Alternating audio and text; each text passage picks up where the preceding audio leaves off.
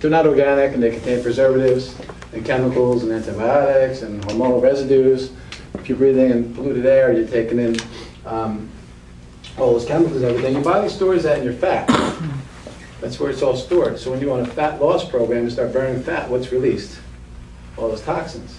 So in order to get those toxins out, drink plenty of water, you flush your toxins out. If you don't, you're definitely going to come up with, you definitely get sick, cold, something like that. So you need to drink a lot of water. Keep yourselves healthy and to keep yourselves energized. The next thing we're going to go over is over on chemicals. I preach to my clients to eat organic as much as possible. I really firmly believe in that. If you're eating vegetables or fruits that aren't organic, they're hit up to 10 times over with herbicides and pesticides. These chemicals get into your system and invade your system and create unhealthy cells. You ever hear of free radicals? People talk about free radicals, the free radical theory of disease. So when these things invade your system, they take hydrogen atoms and they steal them from stable molecules in your body, and they cause those molecules to be unstable. And then that is one of the theories of disease. They tell you to have vitamins A, C, E, and K, free radical fighters. The reason they're good for you is they have an extra hydrogen atom on it, and they donate it to your unstable atoms in your body and stabilize it. But you can keep that stuff out of your system simply by eating organic, and you won't have those things invading your system. When it comes to beef and poultry and chicken, those things are injected with insulin growth factor 1, growth hormone, to make the cows and chickens bigger so they produce more meat and they make more money. They're given antibiotics to keep them healthy so they don't die because they can't make money from a dead cow or a dead chicken.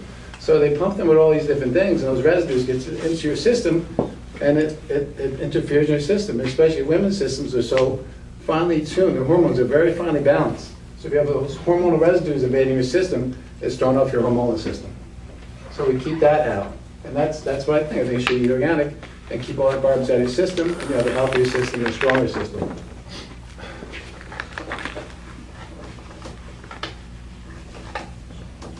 And then the last thing is, I give everybody the speech. You are what you eat. Your mom is right, my mom is right. We are what we eat. Your body produces millions and millions of new cells every minute of the day. Blood cells and liver cells and skin cells and heart cells. Where does your body get the raw constituents to make those cells from? Just doesn't grab things out of the air. I'll make a blood cell, I'll make a skin cell. It makes those cells from the food you eat. So you put the food in your body produces cells. So if you're eating food that's low in nutrition, processed foods with no vitamin and mineral content, if you're eating food that's full of chemicals and preservatives and hormones and things like that, your body starts producing cells that aren't optimal. So they're going to be weak cells, and cells that are more open to disease, and they're weaker. So what you want to do is put foods in your body that are going to make you strong. Organic foods, foods with high nutrition, foods with the least amount of preservatives, and you build a good, strong body. Some people say, well, I take vitamins to make sure I get enough of that. For us, vitamins are just like eating garbage food and taking vitamins is like having a ship and building that rotten wood and using golden nails. It's just not going to work. You have to eat really good food. So that is the science behind our whole program here. Next time we get into is, well, what do I eat, Mike? Right? Everybody's saying, like, forget all that. So before I get into that, I just field a couple questions if anybody has anything about anything we've covered so far.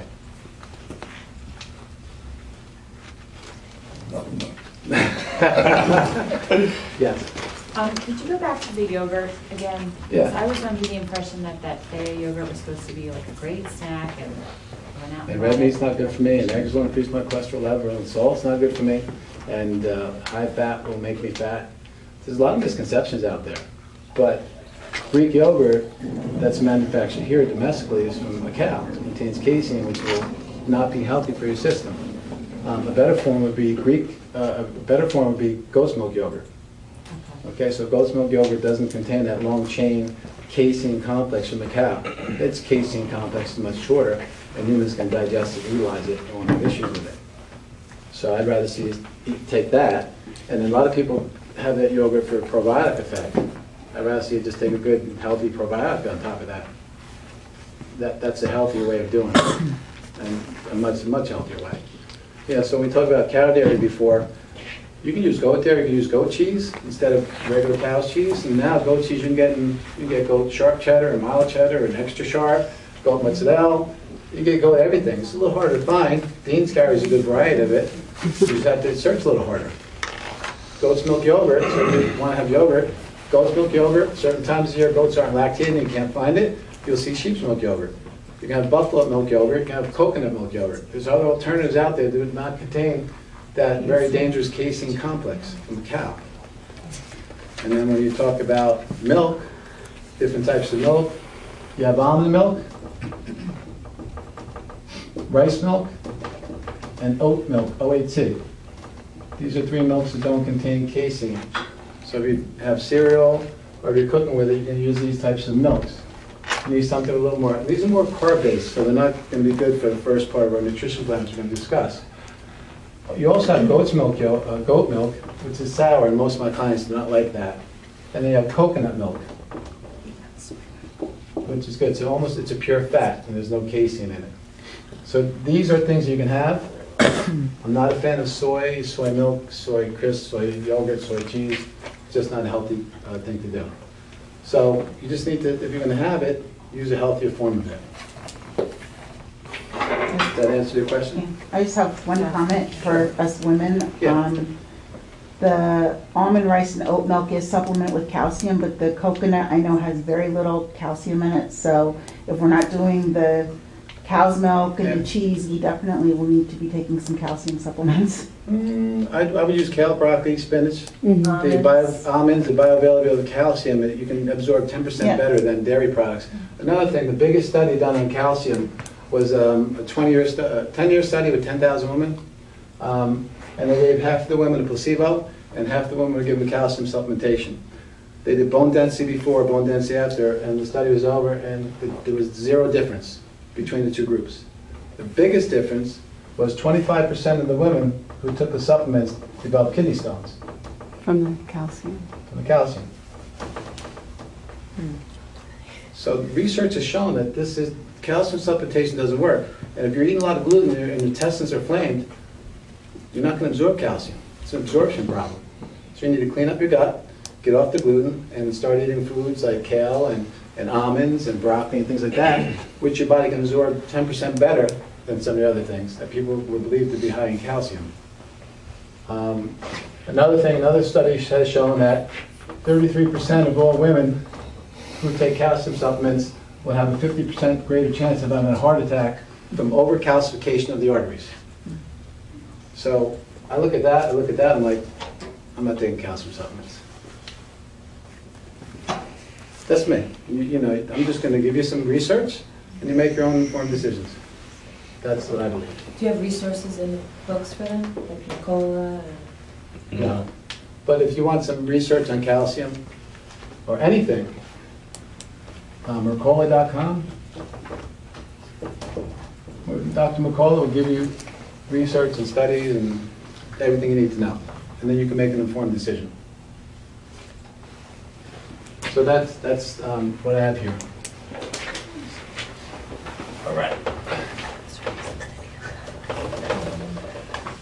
Mike, you have another question? Yes. Could you give us some snack ideas? Because I feel like I'm kind of at a loss. Because we took your yogurt away from you. Okay, so let's get into what we need to eat, okay? We'll go with snacks and everything. So basically what we do, we have seen the best results from taking a 21-day carbohydrate detox and putting it into effect to clean people off sugar and clean people off carbs and a whole fat storage thing coming on. For 21 days, we ask our clients to eat nothing but proteins, and you have a list inside your booklets, complete proteins, vegetables, and good fats. Right there. So if you have your booklet,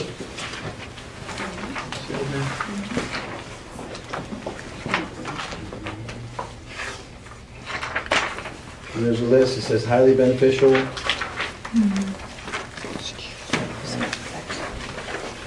Just like this. Towards the front, third of the booklet. Yeah. Right here. So it's highly beneficial. It gives you proteins, complete proteins, gives you some protein.